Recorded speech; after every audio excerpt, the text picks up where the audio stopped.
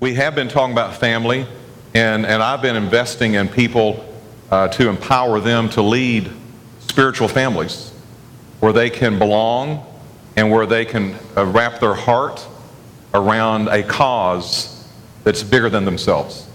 And so our Tuesday night group, we all went to, 14 of us went to the Dominican this summer. So they've come back, and their Tuesday night group is going to be about international, but also local missions. And we also have a new family on mission starting in September that's going to be on Wednesday nights, led by Rhonda and Kelly, who are heading up our outreach today. And their cause is going to be about homelessness. And we've got others that are going to be emerging at the start of the new year.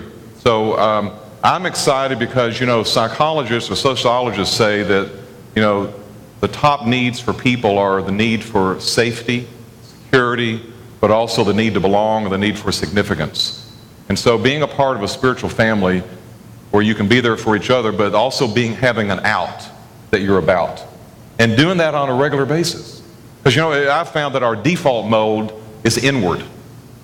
It's great as we become followers of Jesus and we get closer to God, and then we even move beyond Sundays and we start connecting more with spiritual family. And we're doing this up and we're doing this in. We're doing this, that we've got God and we got each other, but sometimes it can become like, can you imagine if you're into sports, that at the end of the game, the reporter says, man, what were you all doing in that huddle the whole time? Can you imagine that, and sometimes small groups can become like a holy huddle. And they stand there the whole time, and the interview goes something like this with the quarterback. Well, you don't understand, man. Holding those guys' hands, that's the highlight of my week. And at one time, the wind blew through the huddle. And that felt really good. I think that's funny. I don't know. But are you all alive? Do you have a sense of humor, man? You need the kindness of God. The pancakes. Thank you, Kelly, for the pancakes.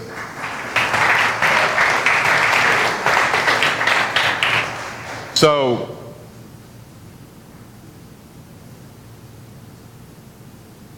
we need to work at being outward. And that's why we do regular outreaches.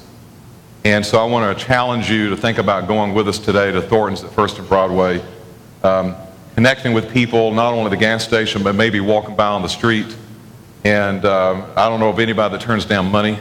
It's not a whole lot, but it's the smallest act of giving or receiving, even to the least of these, that Jesus says will surely be rewarded.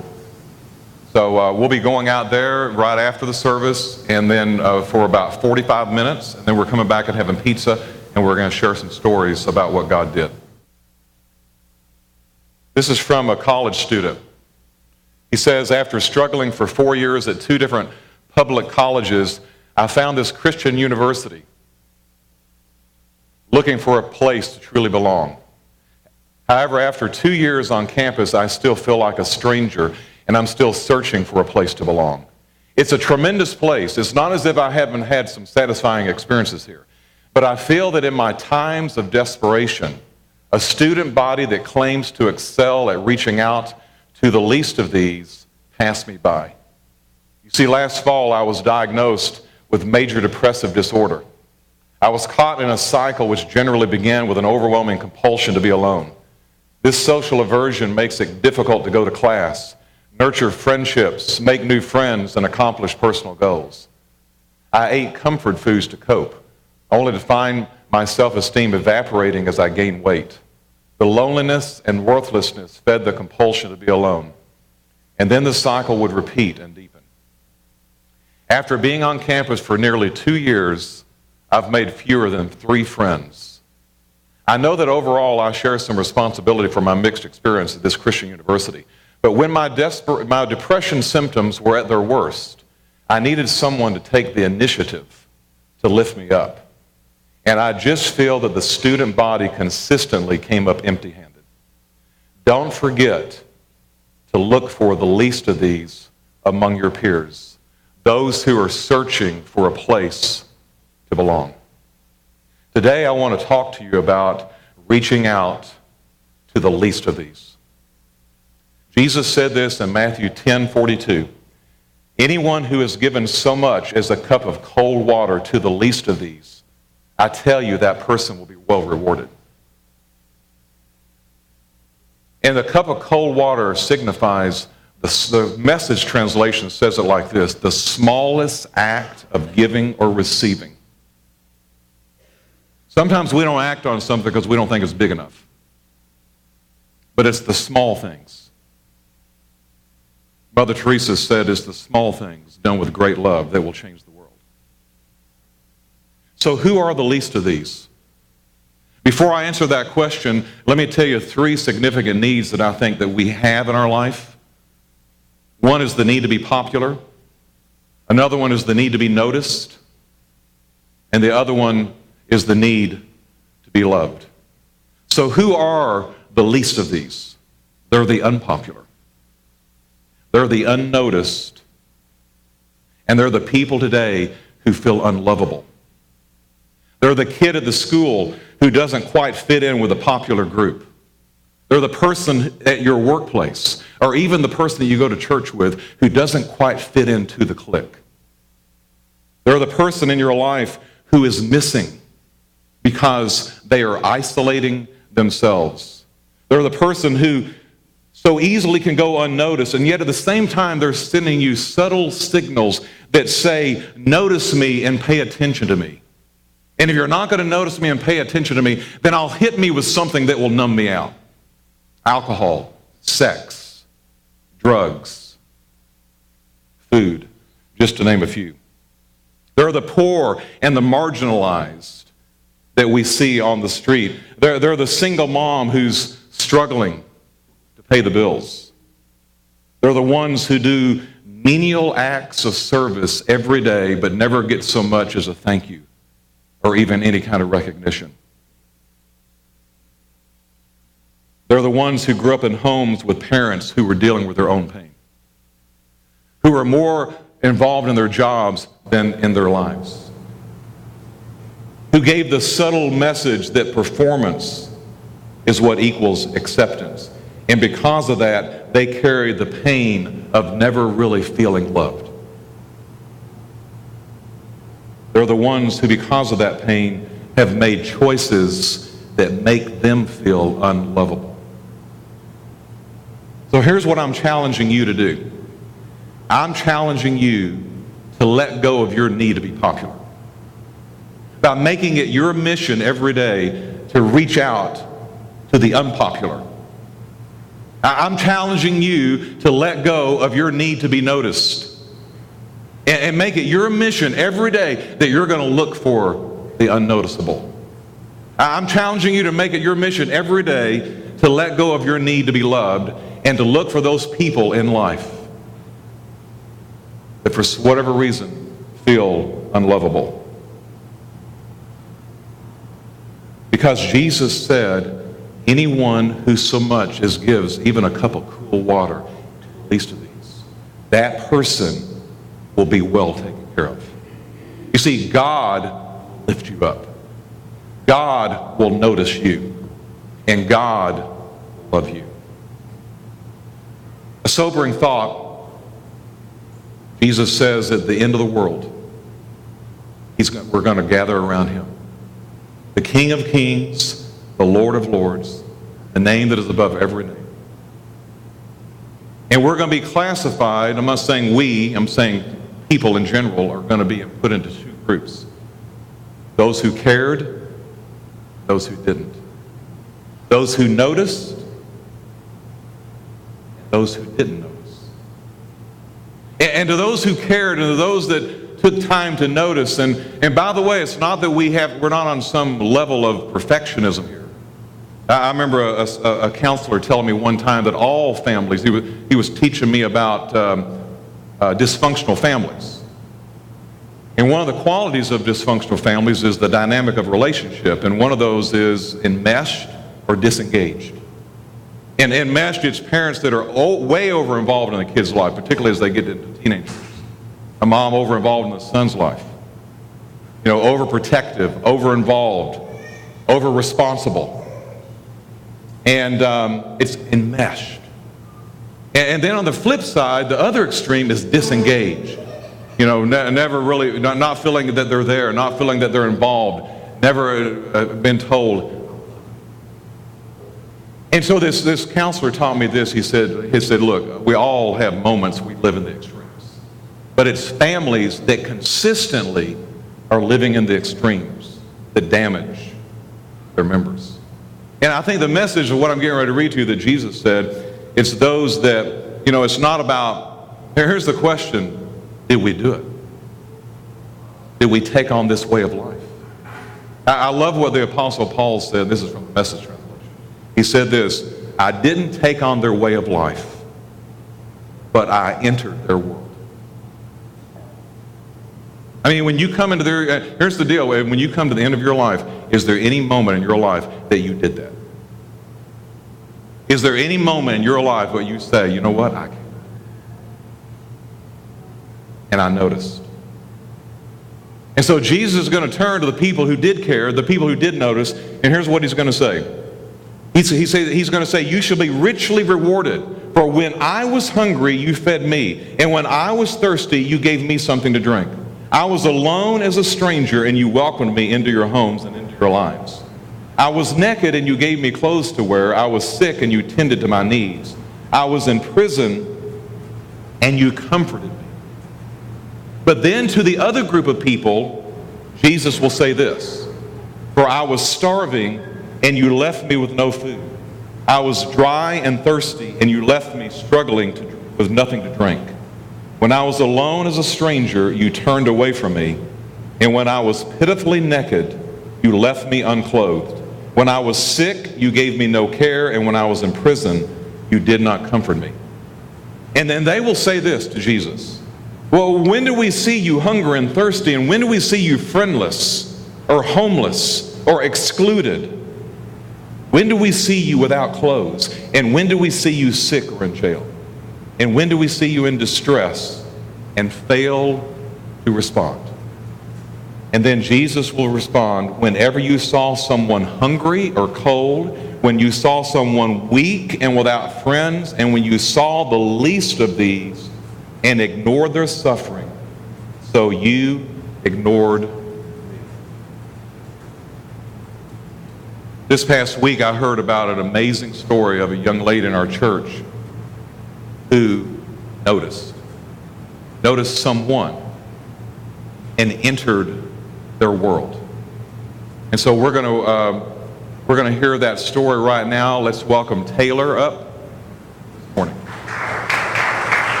Good morning. Good morning. Good to see you. You too. So Taylor has been a part of Sanctuary since we began on 10-10-10. So we've known each other for a while. And your mom, of course, and your brother Jordan. Tell us a little bit about what's been happening in your life, maybe before we get into this really neat story that happened. What's been going on in your life the past few months? Well, the past few months have been a struggle for me. This past year, I went through a lot of changes in my life, and I turned away from God. I think it's easier to kind of push God away and not deal with things appropriately. And so the last few months, I've started taking control of my life. I was diagnosed with an eating disorder, and I started turning my life to God. And so that's kind of where I am today. Awesome. Well, I'm so glad that you are finding your way back, and you're finding that there can be healing. And, I've struggled with addiction in my life, and it may not be classified the same, but I know what it feels like when something has control over you. And the good news is that we can be free. We sometimes have those fleeting thoughts, but they don't have to control us. So I'm just glad that you're here to share your story. That's awesome. So tell us what happened as you were coming out of where you live. You live across from a cemetery. Yeah, so I live across from a cemetery, and I drive past it every day, and I saw this gentleman sitting there every single day, rain or shine, from the time I left for work and even till the sun went down. He was sitting by a grave. So one day I passed and I thought, I'm just gonna go talk to him. I just felt led to go talk to him. And I went and bought him flowers, and I went and I gave him the flowers, and we started talking, and he had told me that his wife of 35 years had passed away. And he went on and on about how much he loved her. And I've never met anyone who described their love for someone the way Chip described his love for Artie. And so I was just moved. He then told me that he didn't have enough money to buy her a tombstone. So I asked him if I could start a fundraiser to buy him a tombstone for his wife. And he said no. So I told him that I was going to give him a couple of days, and I was going to come back and ask again. So a couple of days later, I went back, and we were talking, and I asked him if I could start a fundraiser. And he said, well, I guess. He wasn't really too sure if he wanted to do it. So that was last Monday. And so on Monday, I started a fundraiser to get Artie a tombstone. And within 24 hours, we raised a little less than $500. And so I went, and that's when we took this picture to let him know that we raised like $450, I think. And he was so touched. Within 2 days, we had reached our goal of $3,000 to buy him a tombstone for his wife. Today, we are at over $6,000. The extra money will go to paying his bills because he's struggling financially, to buying him a bench so he can sit there with his wife every day. And so I've developed a great friendship with Chip. He calls me every night before he goes to sleep. And we talk on the phone frequently, and I go visit him every day. It's amazing. And we've gotten media that have been trying to contact us. But for him, it was about sitting there because he loves his wife. And for me, it was about helping somebody in need. It wasn't about personal recognition. It was about seeing somebody in need and seeing someone hurting, and trying to relieve that pain for him. That's one less thing he had to worry about. When I told him that we had raised over $5,000, and these are some of the pictures from when I told him that we had raised over $5,000, he started crying, and he said before his wife died, she had said, how are we going to pay for a tombstone? And he cried to his wife and said, I don't know. I don't know how we're going to pay for one. And when he told me that story, I said, well, this is her way and God's way of telling you that you didn't have to worry about it. So God has a plan, and God's plan was for me to come into Chip's life and help him get a tombstone for his wife. I understand that she liked butterflies, and so there's butterflies on the tombstone, right? Yeah. And being made for the tombstone, but there's an interesting thing of butterflies all around the grave. Yes, her favorite thing was butterflies. On her license plate, there's butterflies. And so every day we go sit, there's butterflies that kind of flutter around her grave. And Chip and I were sitting down the other day talking, and a huge one flew right past us. Oh, wow. Yeah, so it's pretty powerful. It's pretty inspiring. Now, is this something that you would do on a regular basis in your life or not? Well, I'm a social worker, so helping people, I guess, just comes naturally. But I don't know that I would necessarily always stop and talk to those. I don't know. I love helping people. I think that giving to other people that are less fortunate is just something we should all be doing. And that's why I'm amazed that the media wants to cover this, because this is something that we should be doing without thinking twice about it. Right. It's not, to me, it's not newsworthy. It's not a big deal to just help somebody in our community that needs the help. Do you see this as a divine intervention in your life? Yeah, and I think we talked about that. For myself, it's actually been really hard because I've gotten a lot of attention from doing this. A lot of people reaching out to me, and I didn't really want the attention. I didn't do this for attention. But then after talking to you and talking to some other people about it, I realized that maybe this was God's way telling me that I should love myself, and it's okay to love myself and be okay with who I am. And so, so I think it is God's way of moving into my life and through other people. Yeah, absolutely. That was the two greatest, when Jesus summed up all the commandments, he said, love God with all your heart, your mind, soul, and strength. Love your neighbor as you love yourself. Sometimes it's hard to love yourself compared to your neighbor, but I think that some people have a hard time loving their neighbor like they love themselves. So I think it's just finding that balance of loving yourself and loving your neighbors. Right. That's sometimes hard. Just know, I think one thing I would speak to you is this: as you have reached out to Artie, is that his name? Chip. Artie is the wife. Yes. So Chip, and you felt moved, and you see the picture of you embracing. So that's how God looks at you. You know. And I think this incident, this situation was much of God intervening and wanting to send you that message that he sees you sitting, and he's coming to you, and he wants you to know how much he loves you. And so, celebrate that love in your life, and then of course give it away.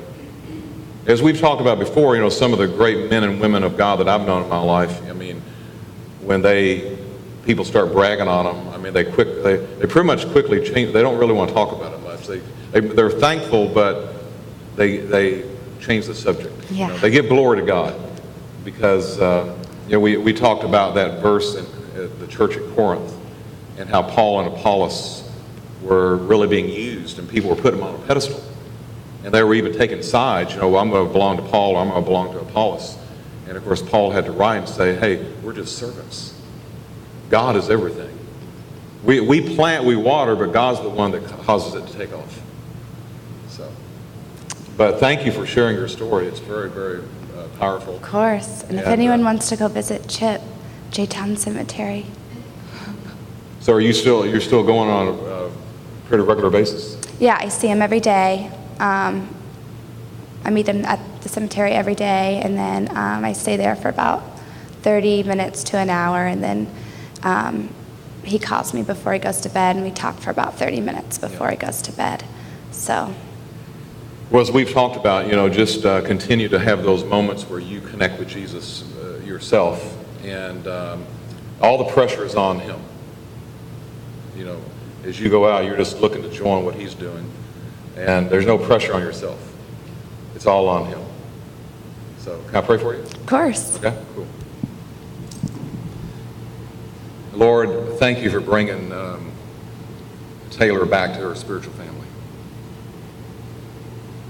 Thank you for bringing her into recovery. I pray for her complete and total freedom. I thank you, Lord, that she's a person of worth and value, that made in your image. I pray that however she might have not felt that love, Lord, from you, may she begin to feel it and experience it in a way that she never has known before. And may she be a person who connects your love to people. And may she not look back. May she continue to go on from here, moving forward, and keep her eyes fixed on you. In Jesus' name, amen. Amen. Thank you.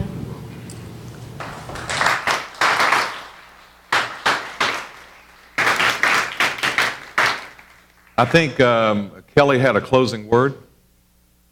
Yes? No?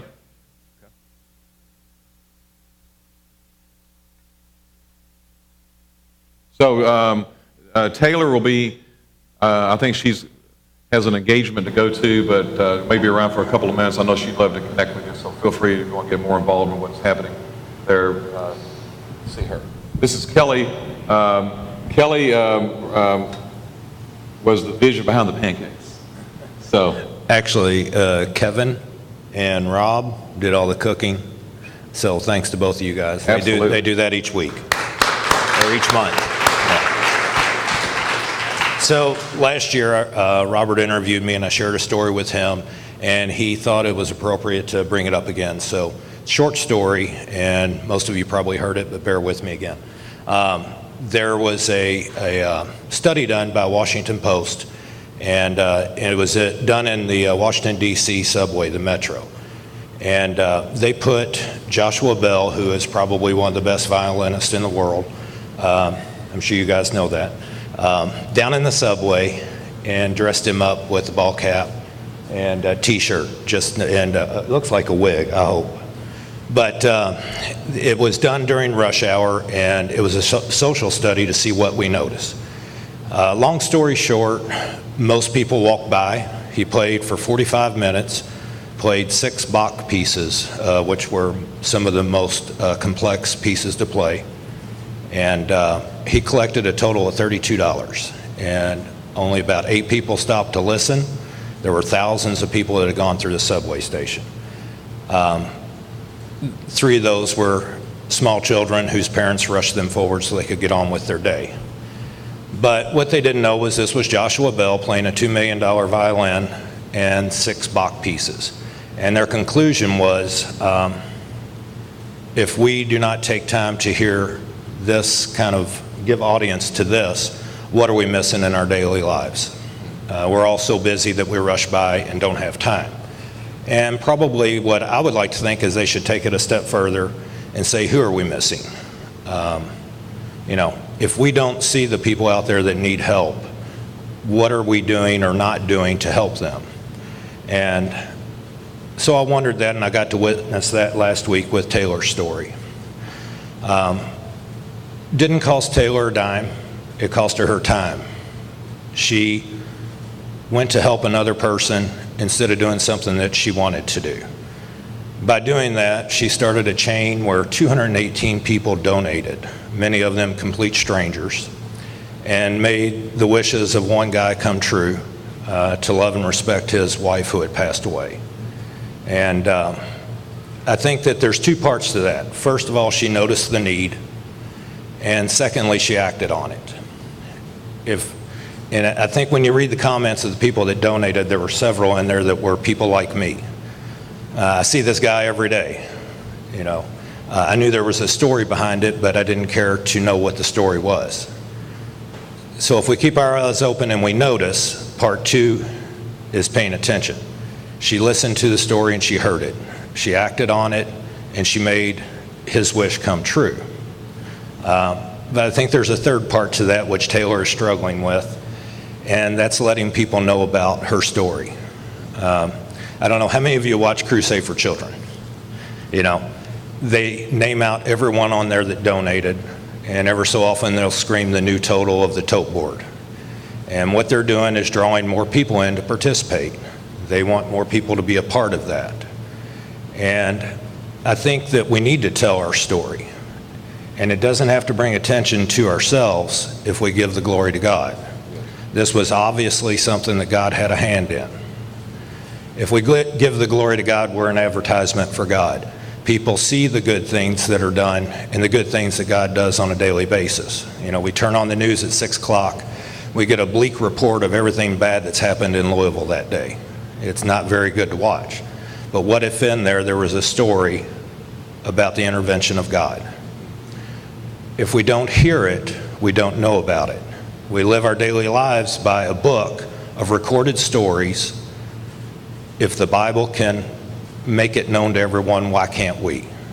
Like I said, we're not bringing attention to ourselves, we're bringing attention to God. So tell your story. It may be that little bit that someone's looking for. It may inspire someone else to do the same. And further what God's working in our lives. And a selfish plug is Love Louisville. One of the reasons I love the sanctuary community is the way we go out and make one-on-one contact with people in our community. It's great to donate thousands of dollars, give it to a charity, and let them do what they want with it. We have the chance to be God's, for God to use us to show His love. There's a popular Christian song now, and one of the lines in it is, God put 1,000,000 doors in the world for His love to walk through. One of these doors is you. I think Taylor's an example of making herself a door for God to do His good works. And by going out as a group of Christians, we're putting ourselves in the path of people in the community that need us and allowing God to work through us. So if that's something that interests you, please look for Rhonda after service. She's going to be up top. We're all going to go out and do the gas buy down and wash windows, which is kind of fun when you wash somebody's windshield and they give you one of those looks like, what are you doing? And how much do you want? It's a great outreach. It's one of my favorites. If you want to know more about the Wednesday night Family on Mission, they're going to be starting the cause of homelessness. Kelly, Ron will be heading that up, so you might want to talk to them as well. Yep. And we need some people, so please see us after service. Cool. Thank you, Kelly.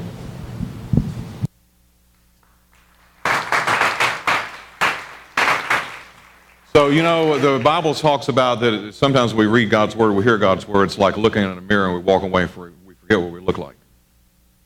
I really feel like God is saying to us, I mean, we all have that need to be popular, or a need to be noticed, or a need to be loved.